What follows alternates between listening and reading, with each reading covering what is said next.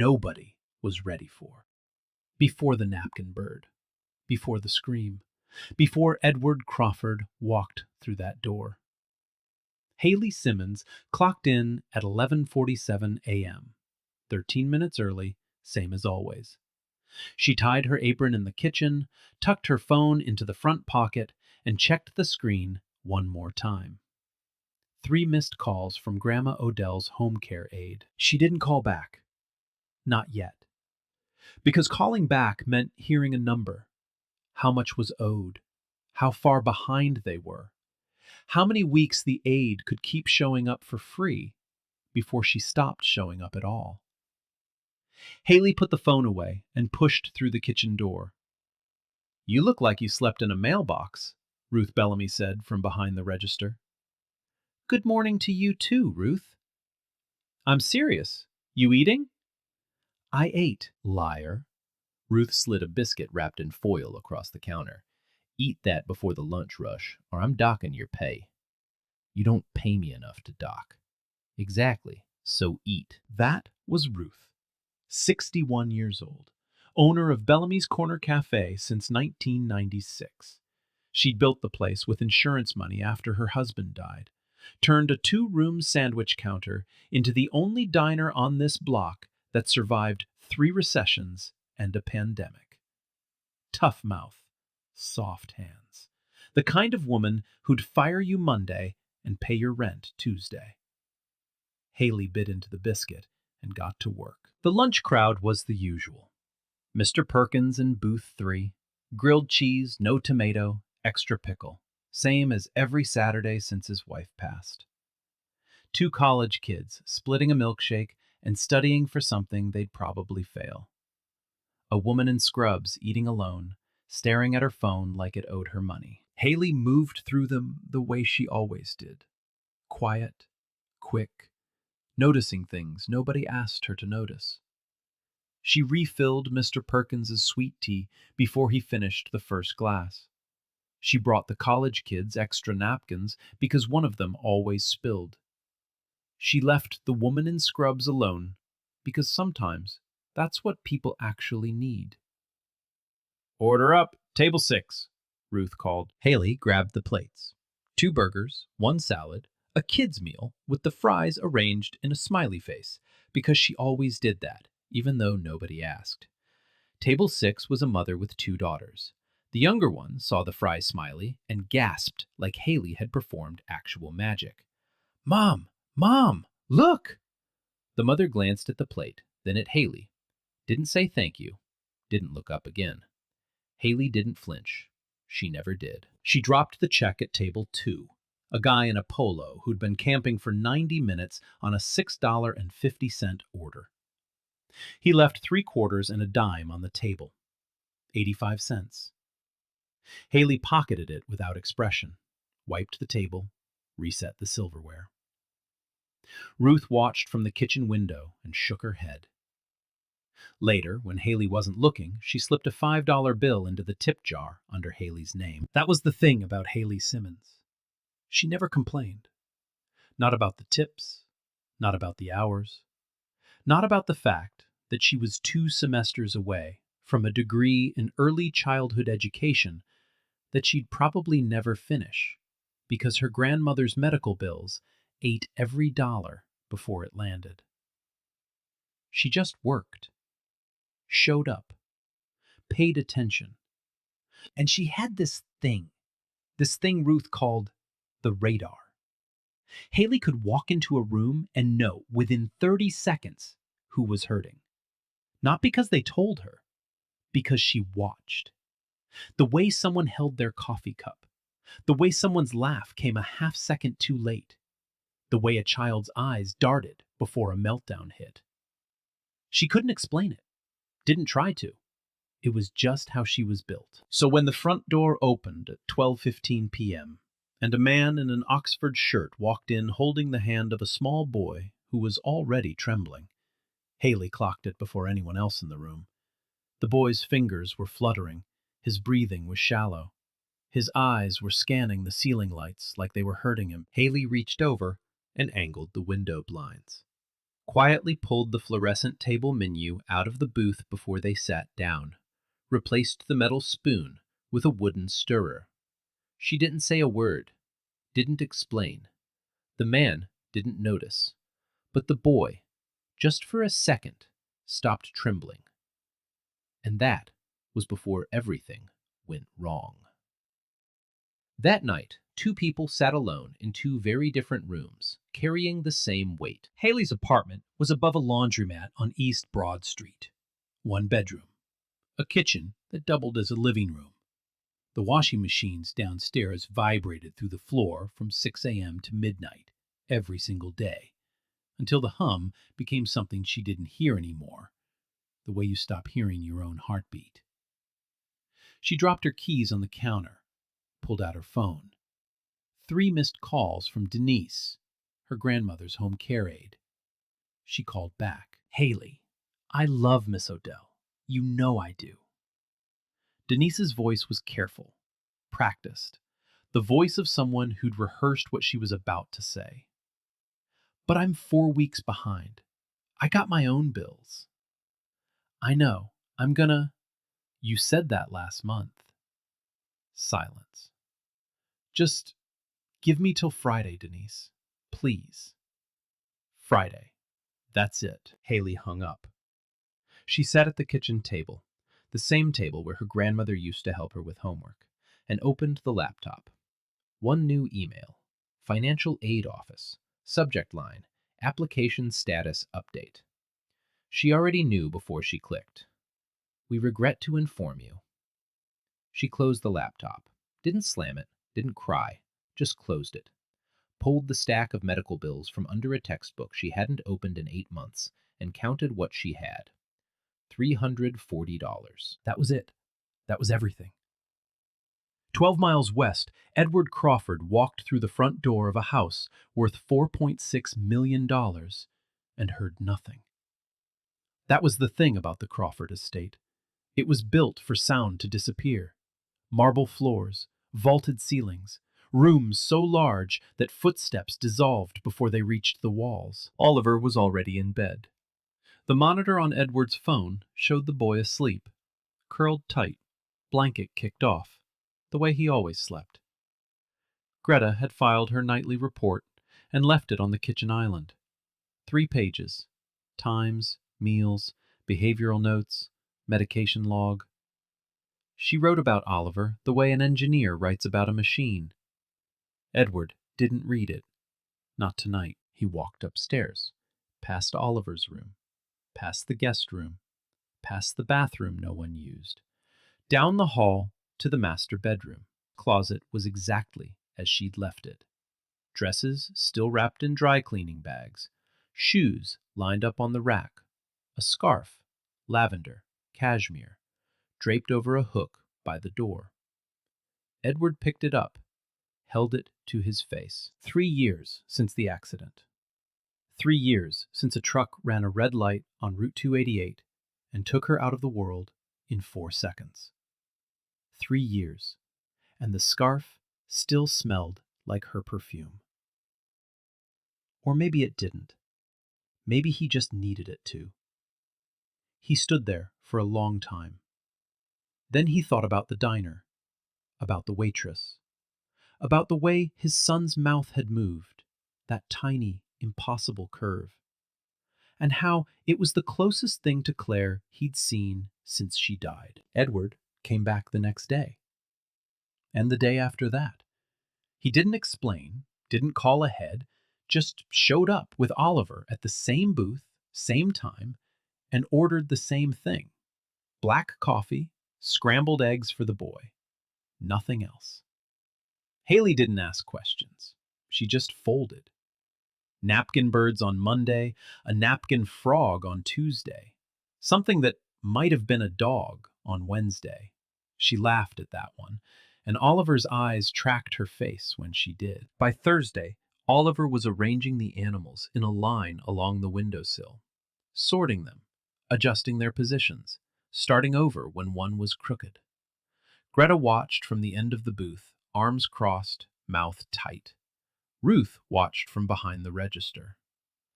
That man's been here 4 days straight, Ruth said, drying a glass. You know who he is? Haley shrugged. A dad with a kid who likes napkin birds.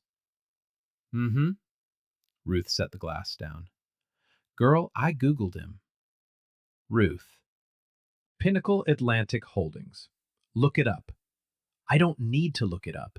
He tips 40% and his kid is sweet. Ruth shook her head, but said nothing more. Some conversations need to wait.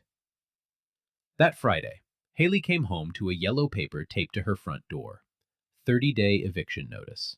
She peeled it off, read it once, folded it in half, put it in her back pocket. Then she sat on the bottom step of the stairwell, the one with the cracked tile that the landlord never fixed, and pressed both hands over her mouth. She cried the way people cry when they've trained themselves not to make a sound. Nah, hold on. This ain't right. She got $340, an eviction notice, a grandmother about to lose her nurse, and she's out here folding napkin birds for somebody else's kid? Not a single complaint. Put yourself in her shoes. You got nothing left, and you're still giving? I can't. The following Monday, Edward walked into Bellamy's at 9 a.m. No Oliver, no Greta, just him, suit jacket off, sleeves rolled, like he was trying to look less like what he was. It didn't work. The watch alone gave him away. He sat at the counter, not a booth, the counter, where Haley couldn't avoid him. She poured his coffee without asking. Black, no sugar. She'd memorized it 3 visits ago. I need to talk to you, he said. You're talking. He reached into his jacket and placed a white envelope on the counter between them, slid it toward her with 2 fingers. Haley looked at it, didn't touch it. Open it, he said. Please. She wiped her hands on her apron, picked it up, and pulled out the contents. A typed letter on Pinnacle Atlantic letterhead, and a check, $25,000. She read the letter, slowly, every line. Full-time position as Oliver's personal care companion. Benefits, flexible schedule, a salary that was more than she made in a year at the diner. She put the letter down, looked at the check, looked at Edward. Then she slid the envelope back across the counter. I don't know you, she said, and I don't take money I haven't earned. Edward blinked. I'm sorry. What? I said no. Miss Simmons, I don't think you understand what... I understand fine. You want to buy what I did for your son. But that wasn't a service. That was just... Tuesday.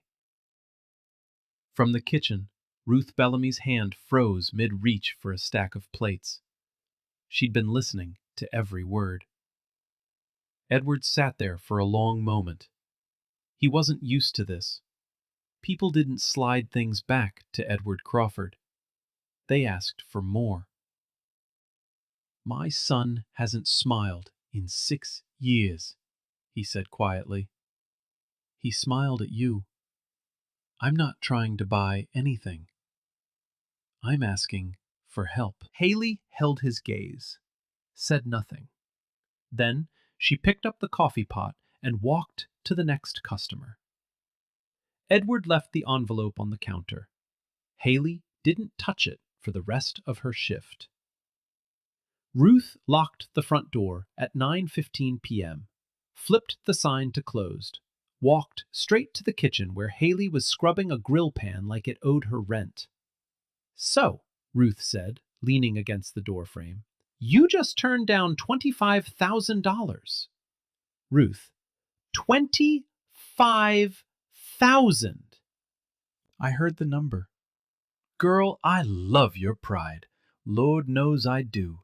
But pride don't pay for your grandmama's nurse. That landed. Haley's hands stopped moving. Ruth pulled out her phone, scrolled, turned the screen toward Haley. Pinnacle Atlantic Holdings, Fortune 200. His wife died 3 years ago. Car accident on 288. The boy's been in and out of specialists ever since. Every article says the same thing. No progress. Haley stared at the screen. The wife's obituary photo. A blonde woman holding a toddler, Oliver, both of them laughing. Why would someone like him come to our diner? Haley asked. Ruth put the phone down, looked at her. Because his money can't do what your hands do. The kitchen was quiet. The grill pan dripped into the sink. I'm not saying take the check, Ruth said. I'm saying hear the man out. One conversation. Here. Not his office, not his house. Right here, where I can see you. Haley dried her hands, folded the towel, set it on the counter. One conversation. That's my girl. And I'm not cashing that check. Baby, nobody asked you to. Yet. Tuesday morning, 7 a.m. Bellamy's was empty, except for the smell of fresh coffee and the sound of Ruth humming gospel in the kitchen. Edward arrived at 7:05. Haley was already sitting in booth 9 with a glass of water and her apron folded on the table beside her. Off duty. On purpose. He sat across from her. No envelope this time. No lawyer. Just him. Thank you for... Let's skip that part, Haley said. You want me to work with your son. So let's talk about what that looks like. Edward nodded. Waited. I'm not moving into your house. Okay. I want a trial period. 4 weeks. If it doesn't work, I walk. Clean. That's fair. I keep 2 shifts here at the diner. This is still my job. Of course. I want to meet Oliver's therapists before I start. His teachers, too. I need to know what's been tried and what hasn't. I'll arrange it. And you call me Haley, not Miss Simmons, not the caregiver. Haley. Edward almost smiled. Haley. Got it. She paused, looked at her water glass, turned it once on the table. One more thing. If Oliver doesn't want me there, if he pulls away, if he shuts down, if he's worse instead of better, I leave after 1 week. No hard feelings, no check. You don't owe me anything, and I don't owe you. And if he does want you there, then we figure out week 2. Edward exhaled. For the first time in this conversation, his shoulders dropped. I'll have my attorney draw something up. Simple, nothing complicated. Good, because I don't do complicated. From the kitchen, Ruth's humming had stopped. She was standing at the window, watching, holding a coffee pot she'd forgotten to put down. Thursday, 8:02 a.m. Haley pulled her 2009 Honda Civic, cracked windshield, check engine light permanently on, through the iron gates of the Crawford estate. The driveway alone was longer than her block. She parked next to a black Mercedes and a white Range Rover and sat in her car for 30 seconds, hands on the wheel, breathing. Then she grabbed the canvas bag from the passenger seat, napkin paper, wooden blocks, 3 jars of finger paint she'd bought at a dollar store, and walked to the front door. Greta opened it before she knocked. You must be the new arrangement. Not a greeting, a classification. Haley. Follow me. The house was enormous and silent. White marble, high ceilings, art on the walls that looked expensive and sad at the same time. No toys on the floor, no drawings on the fridge, no noise. Oliver's room was on the 2nd floor. Greta opened the door and stepped aside. The room was clinical. White walls, organized shelves, a weighted blanket folded in precise thirds on a bed that looked like it belonged in a catalog. A laminated daily schedule taped to the wall, every 15-minute block accounted for. 8 o'clock, wake. 8:15, hygiene. 8:30, breakfast. 8:45, Sensory Exercise A. Greta handed Haley a binder, 3 inches thick, tabbed sections, dietary, behavioral, medical, emergency, communication protocols. Everything you need is in here, Greta said. His routine is non-negotiable. Deviations cause setbacks. I've documented every variable. Haley flipped through it.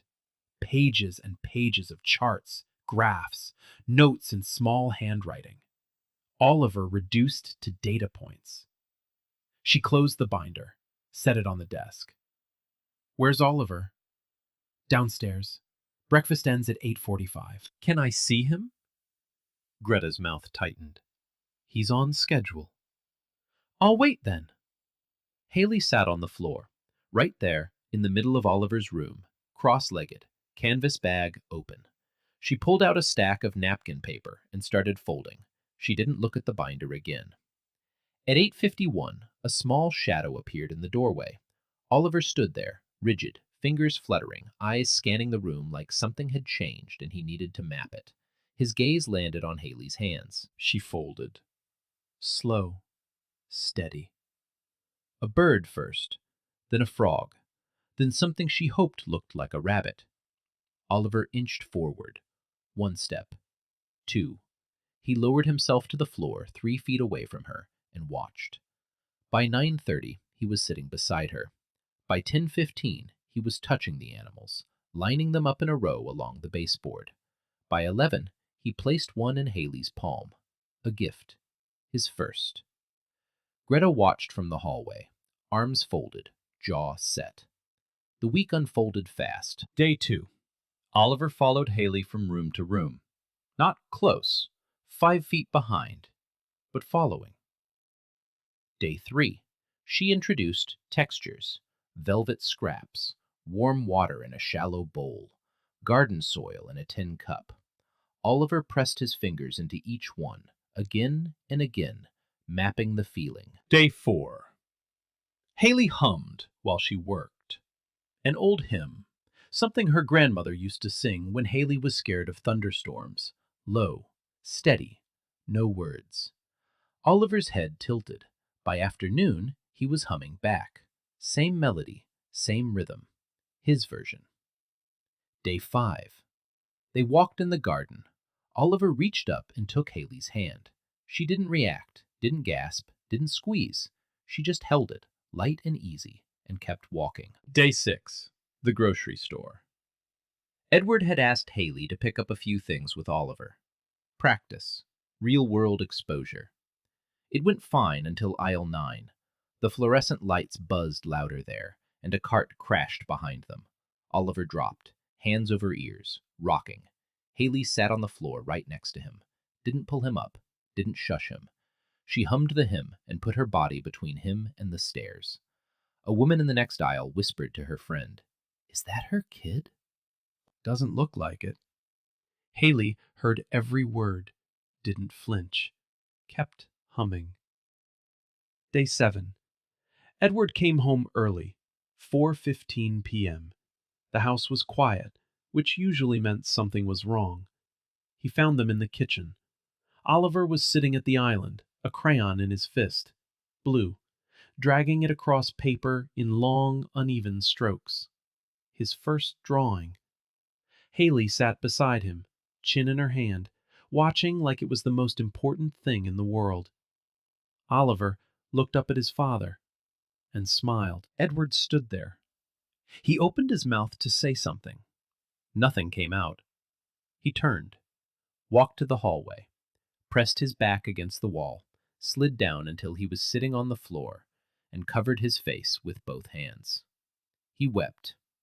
Not quietly, not the controlled kind, the kind that comes when you've held something so tight for so long that the moment it loosens, even a little, everything breaks at once. In the kitchen, Haley heard it. She didn't go to him. She knew some things you have to feel alone. She picked up a blue crayon and drew a bird next to Oliver's scribble. Oliver looked at it, then back at his paper, and drew a line connecting them. 3 weeks in, and the Crawford house had a heartbeat again. It was small things, the kind you wouldn't notice unless you lived in the silence that came before. Oliver pointed at things now. The window, a bird outside, the jar of peanut butter on the counter. He'd extend one finger and look at Haley, and she'd say the word. Window. Bird. Peanut butter. And he'd move his lips, trying to catch the shape of it. Some days the sound came out, some days it didn't, but he kept trying. He slept through the night, every night, for the first time since Claire died. Greta's nightly reports got shorter. There was less to document when a child was calm. Haley arrived at 8 a.m., worked with Oliver until 3, drove to the diner for the evening shift. 2 worlds, 1 woman, every single day. She never complained. She never mixed them. Edward started coming home earlier, 5 p.m. instead of 8, then 4:30, then 4. He'd stand in the kitchen doorway watching Haley and Oliver work. Puzzles, textures, sounds. And something in his posture changed. The rigidity softened. The phone stayed in his pocket longer. One Thursday evening, Haley cooked. She hadn't planned to. Oliver was hungry, Greta had left early, and the fridge had pasta, garlic, and butter. So she made something simple, the same thing her grandmother made when there wasn't much in the house, but you still needed dinner to feel like home. Edward came in at 5:15 and found the 3 of them at the kitchen island. Oliver eating with his hands, Haley wiping sauce off his chin, a pot still warm on the stove. He sat down. Haley pushed a plate toward him without a word. They ate. Nobody spoke for a while. The house smelled like garlic and butter and something that had been missing for 3 years. Oliver's therapist called today, Edward said. Asked what changed. I told her we hired someone. He paused, pushed a noodle around his plate. But that's not really it, is it? Haley looked at him. No. You let someone in. That's what changed. Edward held her gaze, nodded once, looked at his son. Oliver was arranging 3 pieces of pasta in a line on the counter. Straight, even, perfect. Some things don't need words. Diane Ashford noticed it on a Tuesday. Edward rescheduled the 2 p.m. board review, moved it to Thursday. No explanation, just a 1-line email from his assistant. Mr. Crawford has a personal commitment. Personal commitment. Edward Crawford didn't have personal commitments. Edward's and acquisition timelines. That was his life. That had been his life since Claire died. Then she noticed the pattern. Leaving by 4:30, canceling dinners with investors, smiling, actually smiling, during a Monday morning briefing. Edward Crawford didn't smile on Mondays. Edward Crawford didn't smile at all. Diane made a call.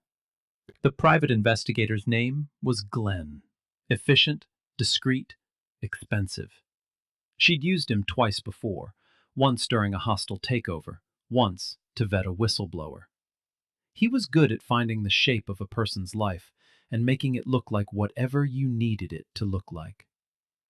3 days later, Glenn delivered a file. Haley Simmons, age 28. No degree, dropped out of Virginia Commonwealth 2 semesters short. Current employer, Bellamy's Corner Cafe. Annual income, $23,000. Outstanding debt, $12,000. Eviction notice filed March 14th. Grandmother on Medicaid. No professional certifications, no child care license, no background in behavioral therapy. And a photograph. Taken at a grocery store. Haley sitting on the floor of aisle 9 next to Oliver Crawford, who was curled in a ball with his hands over his ears. Out of context, it looked like a crisis. Out of context, it looked like negligence. Diane smiled.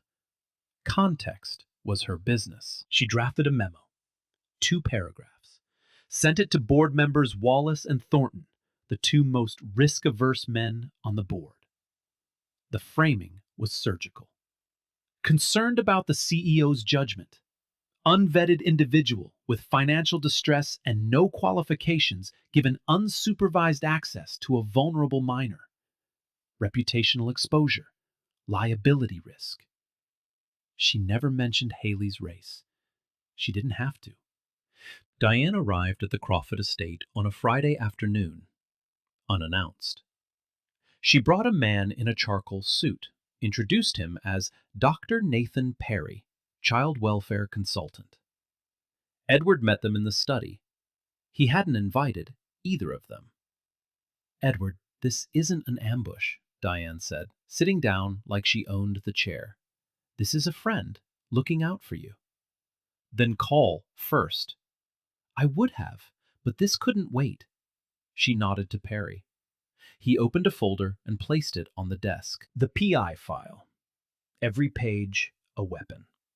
Haley's debts, itemized. Her incomplete transcripts. The eviction filing. The grocery store photo. Printed, full page.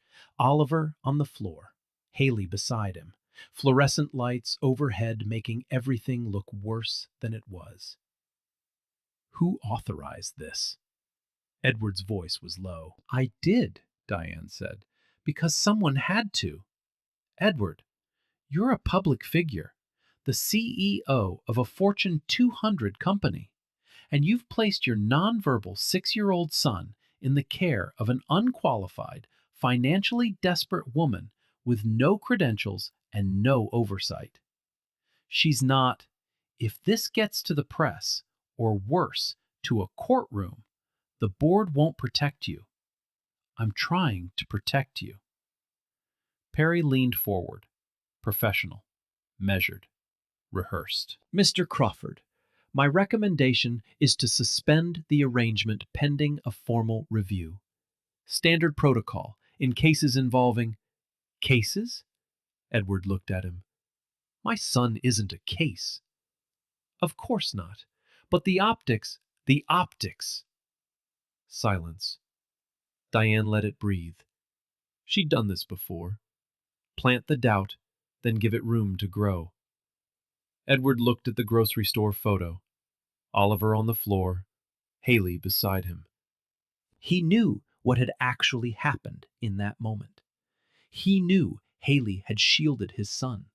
He knew she'd hummed until the panic passed. He knew. But the photo didn't show that. The photo showed something else. And for the first time, just for a second, doubt crept in. From the doorway, Greta watched, arms crossed. She nodded once. Edward called Haley that evening, 7:48 p.m. She was halfway through her shift at the diner, balancing 2 plates of meatloaf and a side of coleslaw. She stepped into the kitchen to answer. "Hey, everything okay with Oliver?" His voice was different, flat, corporate. The voice he used in boardrooms, not in his kitchen over pasta. "Haley, I need to pause the arrangement." She set the plates down. Pause. "Just temporarily. There are some concerns. About oversight. About—" "Whose concerns?" Silence.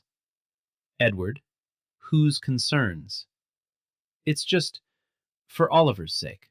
Until we sort some things out." For Oliver's sake. Haley knew that phrase. She'd heard versions of it her whole life. It was never about the person they named. It was always about the person too afraid to say what they really meant. "Okay," she said. "Haley, I said okay." She hung up. Stood in the kitchen for a full minute, both hands flat on the stainless steel counter, breathing. Ruth looked at her from across the room but didn't ask. Not yet. The next morning, Haley drove to the Crawford estate one last time. She packed her canvas bag, the napkin paper, the finger paints, the wooden blocks, the velvet scraps. She rolled up Oliver's crayon drawings and tucked them under her arm. The blue bird, the scribbled lines, the one where he'd drawn a brown figure with something yellow in its hand. Greta stood by the front door, held it open, didn't speak. Haley stopped at the threshold, turned back toward the house. He was starting to say words, Edward. Edward stood at the end of the hallway, hands in his pockets. He didn't move. He was almost there. She walked out, the door closed behind her. Upstairs, Oliver stood at his bedroom window.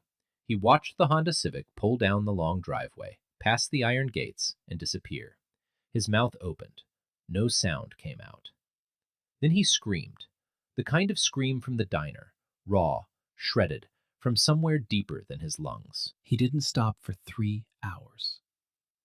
Greta tried the headphones, the blanket, the protocol card. Nothing worked. Nothing worked because the one thing that worked had just driven away in a car with a cracked windshield and $340 in the bank. Haley came back to the diner like nothing happened. Apron on, hair tied, tables wiped, orders up. The same rhythm, the same routine, the same $9.50 an hour. She didn't talk about the Crawford estate, didn't mention Oliver, didn't mention Edward. She just worked. But Ruth knew. She knew because Haley stopped humming. 3 weeks at that house, and the girl had started humming again. That old hymn, the one from her grandmother. Now the kitchen was silent, and Haley's hands moved faster than they needed to, scrubbing things that were already clean. Ruth gave it 2 days. Then she locked the front door at closing, pulled up a chair across from Haley, and sat down. Talk. Ruth, I'm fine. I didn't ask if you were fine. I said talk. Haley's hands stopped. She stared at the rag in her grip, wrung it once, then told Ruth everything. The woman in the suit, the file, the fake consultant, Edward's voice on the phone, flat, rehearsed, not his, for Oliver's sake. Ruth didn't interrupt. She sat. She listened. And when Haley finished, Ruth's jaw was set so tight the muscle in her cheek twitched. So let me understand this, Ruth said slowly. They dug up your eviction, your debt, your transcripts, and they used all that, everything you've been surviving, to call you a threat to a child you were healing. That's what happened. And Edward believed it. He didn't fight it. That's the same thing. Ruth stood up, paced the length of the counter, stopped. No, that's not the same thing. That man is scared. Scared people fold. But the woman who did this to you, she's not scared. She's calculated. And calculated is worse. Ruth picked up her phone. What are you doing? Calling my nephew, Jerome. He's a reporter at the Richmond Times-Dispatch. Ruth, no, I don't want press. I'm not putting you in the press. I'm putting a flashlight on the people hiding in the dark. She scrolled, tapped, held the phone to her ear. And I'm calling Patrice Coleman. You remember her? Ran the special ed program at Fairfield Elementary. She'll know what Oliver's progress actually looks like on paper. In language these people can't twist. Ruth, Haley, they used your struggle against you. That's what power does. But power's got a weakness. It assumes nobody's going to check the math. She pointed at Haley with the phone. We're checking the math. 11 miles away, Thomas Whitfield sat in Edward's study at 10:30 p.m. with a glass of bourbon he hadn't touched and a folder he'd been building for 2 days. Nathan Perry, Thomas said. Diane's child welfare consultant. Edward looked up from his desk. He hadn't slept. Oliver's screaming had stopped at midnight the night Haley left and had been replaced by something worse. Silence. The boy hadn't hummed, hadn't pointed, hadn't looked at anyone since. What about him? He's not a child welfare consultant. He's not licensed in any state. He's a corporate fixer. crisis management, reputation control. Diane used him in the Ashbury acquisition in 2019, and again during the Meridian whistleblower case in 2021. His job isn't to protect children. His job is to make problems disappear. Edward stared at him. The memo she sent to Wallace and Thornton, Thomas continued. It wasn't concern. It was a board play. She's positioning herself, Edward. She's been positioning herself since Claire died and you started pulling back. And the file on Haley? Cherry-picked. The grocery store photo was taken out of context. The eviction was filed by a landlord who's under investigation for housing violations. Haley wasn't the problem. The building was. And her debt? Medical. Her grandmother's. Every dollar. Thomas leaned forward. You didn't protect Oliver, Edward. You abandoned the one person who actually reached him, because a woman in a corner office told you to be afraid. The room was silent. The bourbon sat untouched. Edward turned to his computer, pulled up the home security system, clicked through the footage from the past 3 weeks. Oliver smiling. Oliver taking Haley's hand in the garden. Oliver humming at the kitchen table.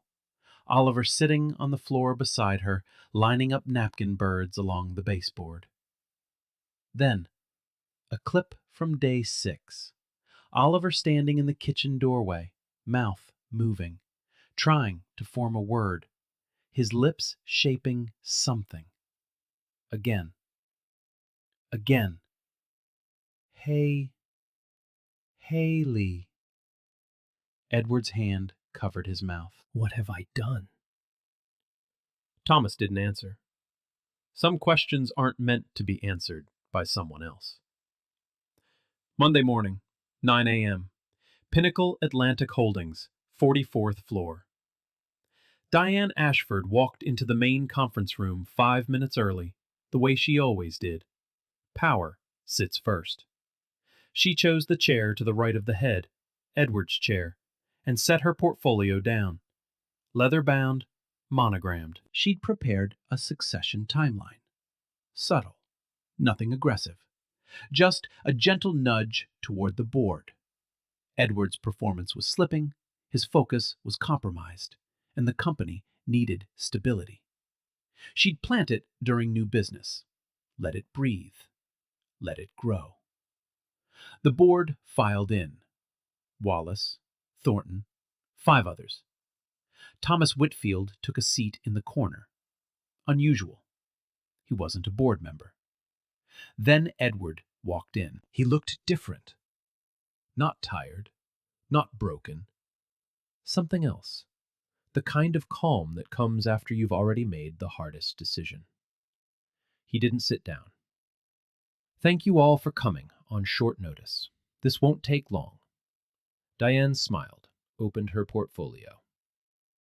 6 weeks ago, Edward said, I hired a woman to care for my son. She had no degree, no certifications, no connections. She was a waitress making $9.50 an hour at a diner in Richmond. Diane's pen stopped. In 3 weeks, she did something no specialist, no therapist, no program had managed in 6 years. My son smiled. My son hummed. My son picked up a crayon and drew for the first time in his life. My son started trying to speak. He clicked a remote. The wall screen lit up. Security footage, timestamp, date, location. All visible. The board watched Oliver take Haley's hand in the garden. Watched him line up napkin birds on the baseboard. Watched him sit at the kitchen table, drawing, calm, present. Watched him smile. The room was silent.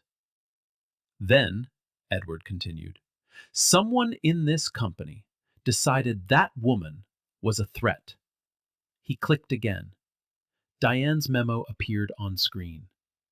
Every word. This memo was sent to 2 board members by our senior vice president, Diane Ashford. It describes the caregiver as, he read directly. An unvetted individual with financial distress and no qualifications. It recommends immediate removal. Diane's face didn't change. Not yet. The memo was supported by a report from a man named Nathan Perry, introduced to me as a child welfare consultant. Another click. Perry's file. His real file. Nathan Perry is not a child welfare consultant. He holds no license in any state. He is a corporate fixer specializing in crisis management and reputation control. Ms. Ashford retained him during the Ashbury acquisition in 2019 and the Meridian whistleblower case in 2021.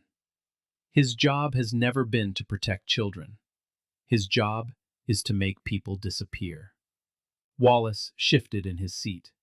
Thornton removed his glasses. The evidence used against this caregiver, her debt, her eviction, a photograph from a grocery store, was gathered by a private investigator hired with corporate resources. The photograph was taken out of context. The eviction was filed by a landlord under investigation for housing code violations. The debt is medical, her grandmother's. Edward turned to Diane. You took everything this woman has been surviving. Her poverty, her struggle, her lack of a piece of paper, and you weaponized it. Not to protect my son, to protect your position.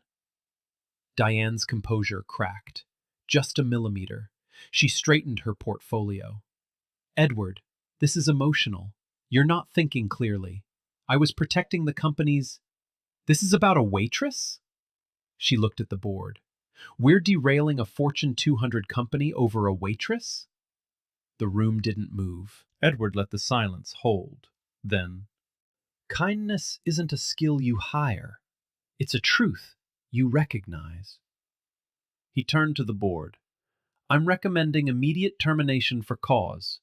Misuse of corporate resources, fraudulent representation of a consultant, manipulation of board communications for personal advancement. Wallace looked at Thornton. Thornton looked at the screen. Oliver, smiling. The vote was unanimous. Diane stood, gathered her portfolio, walked to the door. Stopped. She looked at Edward one last time. He didn't look back. The door closed behind her. The next morning, Edward walked into Bellamy's Corner Cafe at 7:15 a.m. No suit jacket, no envelope, no lawyer. Haley was wiping down booth 4. She saw him come in, didn't stop wiping. He sat in booth 9, their booth, folded his hands on the table, and waited. She finished booth 4, then 5, then 6. Took her time, refilled Mr. Perkins's sweet tea, cleared a stack of plates from the counter, rang up a to-go order. Then she walked to booth 9, order pad in hand, pen ready. What can I get you? Edward looked up at her. I failed you. I failed my son. I don't have a check. I don't have a contract. I don't have a plan. He paused. I just have an apology. And one question. Haley waited. Will you let me earn your trust back? She didn't answer right away. She looked at him. Really looked.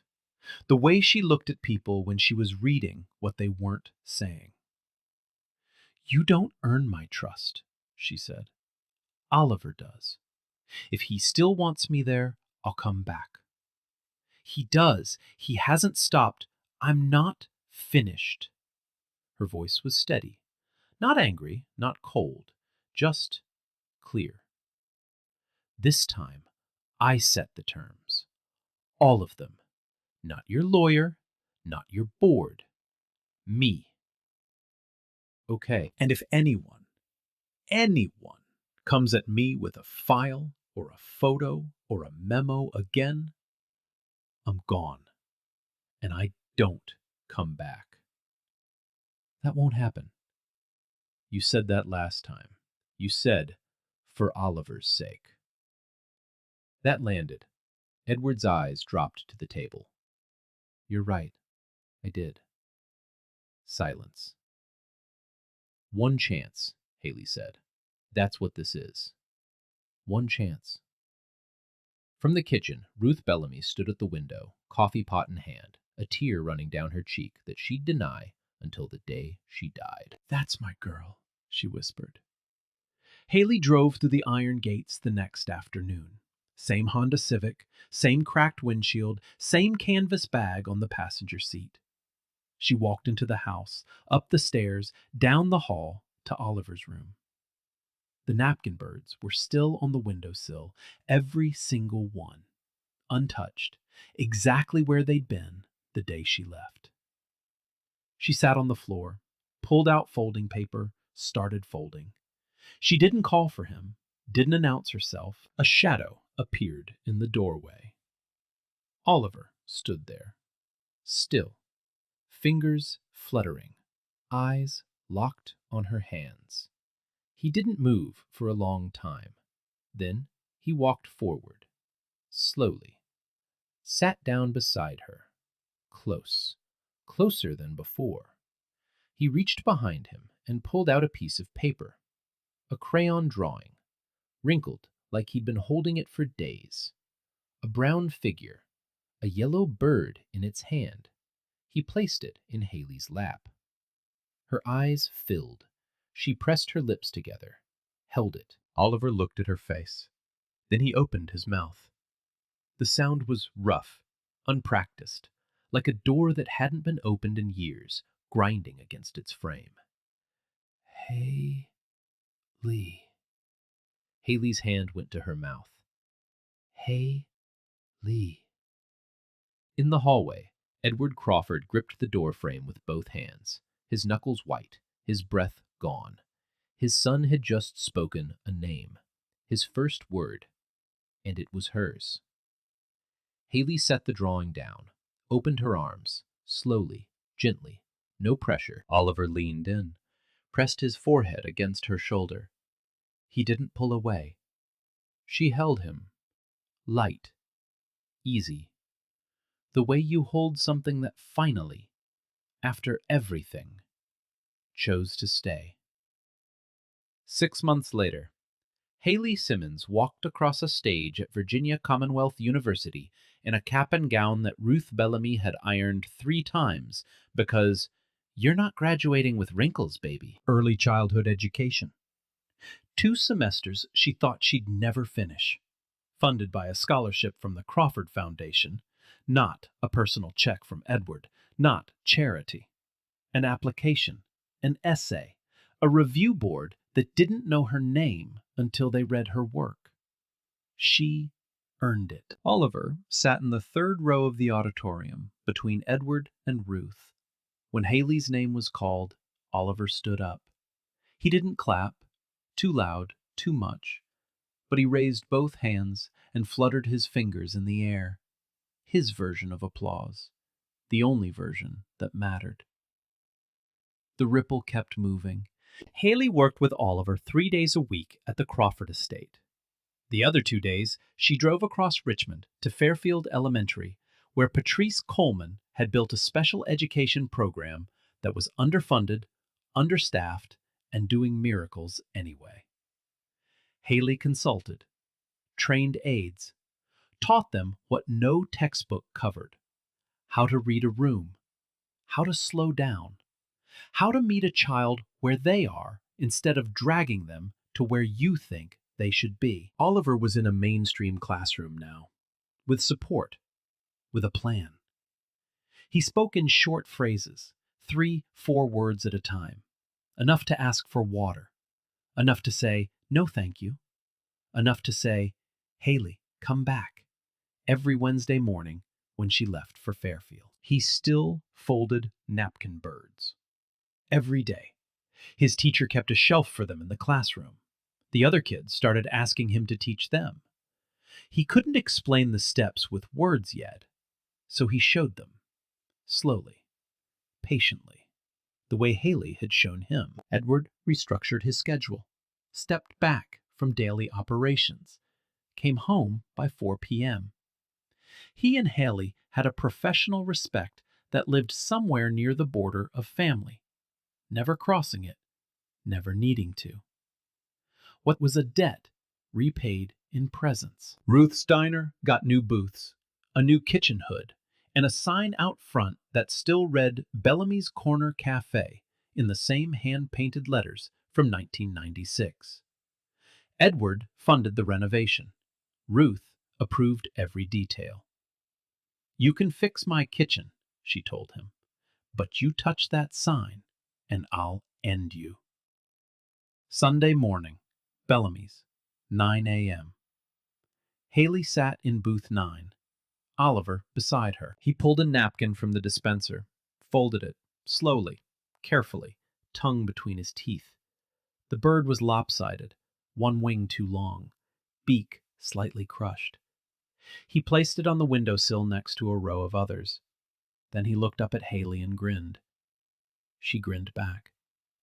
At the counter, Edward Crawford held a coffee cup. He watched them, his son and the woman who saw him first. His hands were steady.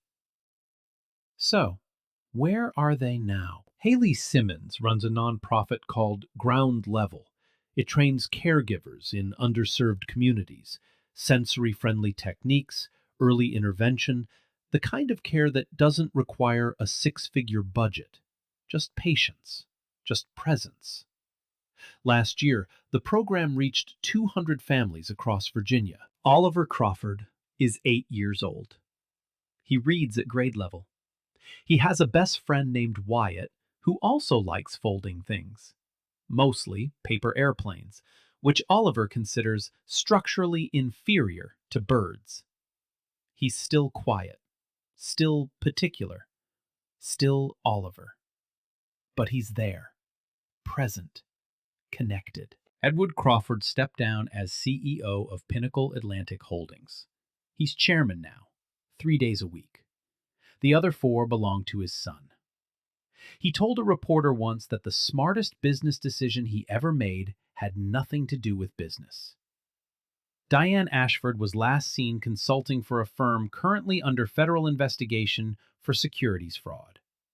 No one was surprised. Ruth Bellamy retired. The diner is run by her niece, Angela. Booth 9 has a small brass plaque on the wall. It reads, "Where it started." Man, 6 years. 6 years. No smile, no words, nothing. You spend millions. Nothing works. Then a waitress with a napkin does what nobody could. Imagine that's your kid. Just imagine. More stories like this.